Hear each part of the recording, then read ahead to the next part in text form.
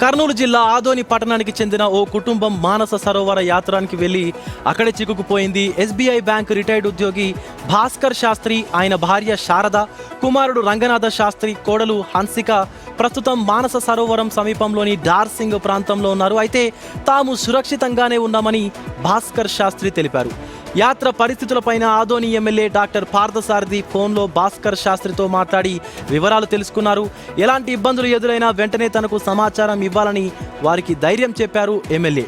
ఇటు ఎమ్మెల్యే భరోసాతో యాత్రలో చిక్కుకున్న కుటుంబ సభ్యులకు కాస్త ఊరట లభించినట్లయింది. శాస్త్రి గారా? ఏమండి, నేను డాక్టర్ పార్థసారథి ఎమ్మెల్యే ఆదోని నుంచి మాట్లాడుతున్నాను. ఏమిటి, ఏదో సమస్య ఉంది అని నాకు చెప్పారండి మన వాళ్ళు. అంటే సమస్య అంటే అదే సార్, మేము మానసరోవరం యాత్రకు వచ్చాము. కైలాష్ మానసరోవర్కి మేము వచ్చిన రోడ్డు కంప్లీట్లీ కొట్టుకుపోయింది నేపాల్ బార్డర్, టిబెట్ బార్డర్ దగ్గర. ఇప్పుడు వెనక్కి ఎలా వెళ్ళాలి అనేది ఒక క్వశ్చన్.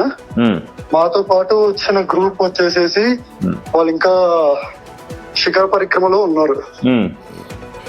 అంటే నాకు హెల్త్ బాగాలేదు కాబట్టి మేము వెళ్ళలేకపోయాం సార్ పరిక్రమకి. బట్ వాళ్ళు రేపు లేదు మర్నాడు మధ్యాహ్నం టైంకి పరిక్రమ ముగించుకొని వచ్చేస్తారు. ఓకే.